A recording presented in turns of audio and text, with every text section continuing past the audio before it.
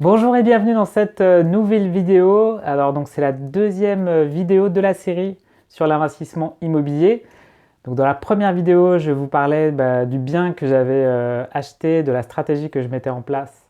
Et on va parler dans cette deuxième vidéo de la négociation. Voilà, pourquoi est-ce qu'il faut négocier, qu'est-ce qui fait négocier, quelles sont les bonnes conditions pour négocier et surtout quels sont voilà, les acteurs sur lesquels vous pouvez vous appuyer dans votre négociation. Et tout ça, je vais vous le montrer à travers de l'exemple concret du T3 que je viens d'acheter à Bordeaux, qui est un T3 que je vais exploiter en location, qui va s'autofinancer. Et je vais vous donner tous les détails concrets de la négociation pour que ça puisse vous servir si vous aussi, vous êtes en train de chercher un bien et si vous voulez avoir un retour d'expérience concret sur une négociation immobilière. Alors, dans cette vidéo, je vais vous donner mon cas concret. Donc moi, je ne suis pas du tout un expert de la négociation immobilière, donc je vous donne uniquement des éléments qui peuvent vous servir, mais qui sont issus de ma propre expérience réelle et des choses que j'ai pu apprendre sur le terrain. Alors, on va commencer tout de suite par parler du principe de négociation et je vais vous dire pourquoi est-ce qu'il faut négocier.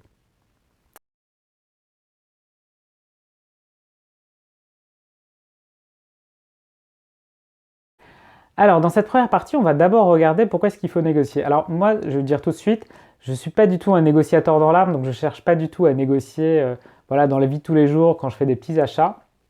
Mais néanmoins, il y a une chose que je fais toujours, c'est de négocier des montants quand ils sont importants. Donc par exemple, ça va être le cas d'achat immobilier, donc on va s'en parler dans cette vidéo, mais ça peut être aussi le cas par exemple de salaire, de négociation de salaire. Donc moi j'ai par exemple toujours négocié mes salaires à l'entrée à chaque fois que je changeais de job. Et pourquoi est-ce que je le fais? C'est que ça a été généralement toujours les moments, on va dire que j'ai gagné le plus d'argent par minute. Parce que très souvent, dans la négociation, finalement, vous allez passer très peu de temps. Ça va souvent être un échange de quelques minutes. Mais dans ces quelques minutes, vous pouvez gagner plusieurs milliers d'euros, voire plusieurs dizaines de milliers d'euros, comme on peut le voir dans cet exemple aujourd'hui. Alors, donc ce bien, donc cette façon de négocier, elle est aussi utile parce que là, l'idée, c'est pas de gagner 1 ou 2 euros, mais c'est vraiment des montants importants. Et elle est utile parce qu'en fait, vous ne savez pas forcément, vous, le vendeur en face, qu'est-ce qu'il a en tête, à combien est-ce qu'il est prêt à vendre son bien. Et on va dire que parfois, surtout dans l'immobilier, c'est un petit peu décourageant quand on regarde les annonces parce qu'on a l'impression que tout est très cher. Mais il y a un écart qui parfois est significatif, parfois l'est pas, entre la valeur affichée d'un bien et entre la valeur à laquelle il va vraiment se vendre. Et c'est là où on peut quand même faire de très bonnes affaires.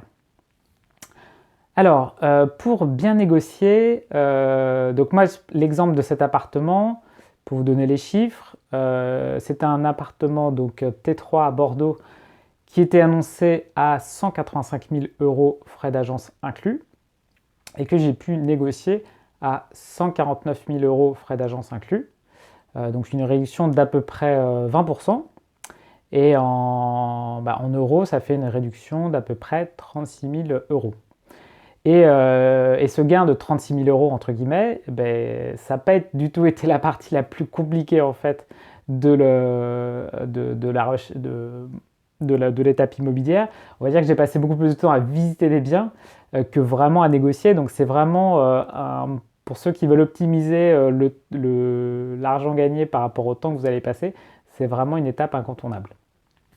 Alors, donc, par contre, il y a des conditions, on ne peut pas toujours négocier comme ça et ce n'est pas du tout lié que à votre simple talent de négociateur. Ça va dépendre aussi beaucoup des conditions. Et on va parler tout de suite de la première condition, c'est de trouver et de différencier le bon vendeur du mauvais vendeur.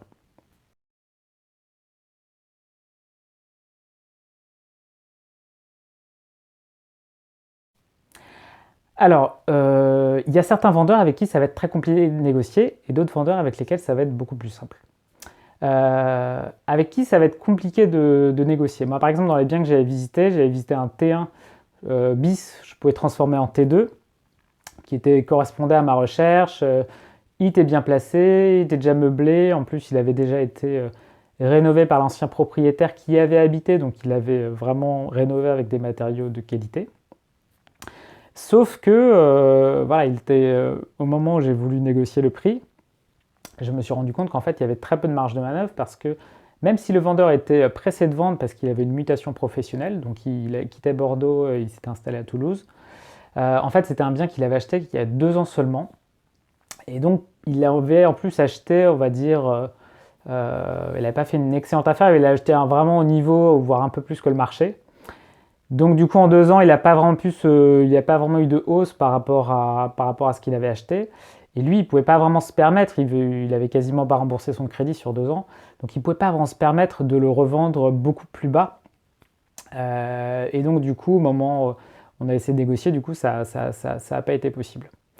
À l'inverse, ce qui marche, et ça a été le cas de ce bien, dans le cas de ce bien, ce qui a fonctionné, c'est que je me suis retrouvé face à 2 vendeuses qui avaient le bien en indivision à suite d'un héritage, parce que c'était l'appartement de leur maman, et qui était assez âgé, et donc les vendeuses elles-mêmes étaient aussi assez âgées, et c'était un bien, elles habitaient elles-mêmes pas à Bordeaux, donc c'était un bien dont elles ne voulaient pas du tout gérer ni le garder, et ce qui les intéressait, c'était vraiment de le vendre pour récupérer les sous, et donc de le vendre plutôt assez rapidement.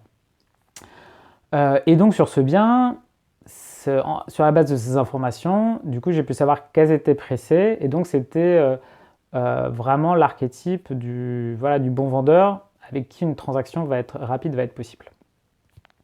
Donc comment est-ce qu'on peut le retrouver? Ça, il va falloir avoir des informations sur le vendeur. Et ça, il y a un très bon allié pour ça, c'est l'agent immobilier, c'est ce dont on va parler tout de suite.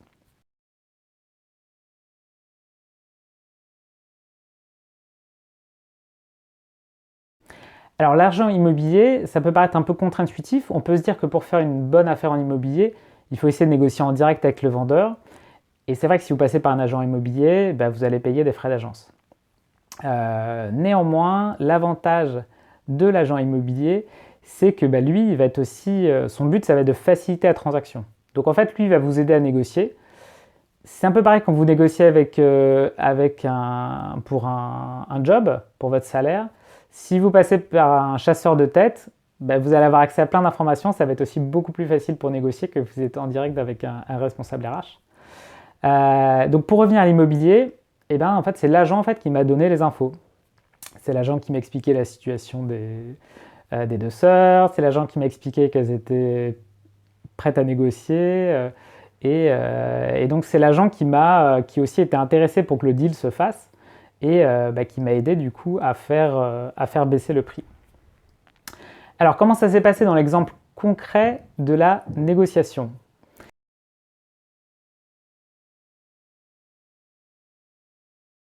Alors ça s'est passé en 3 étapes.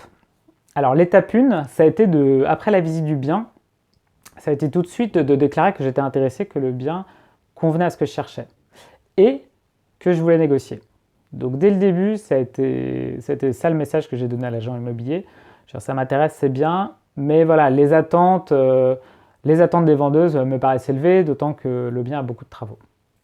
Et donc là, je vais vous mettre du coup dans l'article qui est sous cette vidéo, vous aurez le lien, vous aurez le détail là, des emails, je vous ai copié-collé les emails, comme ça vous pouvez réutiliser si vous voulez un peu la structure de cette négociation.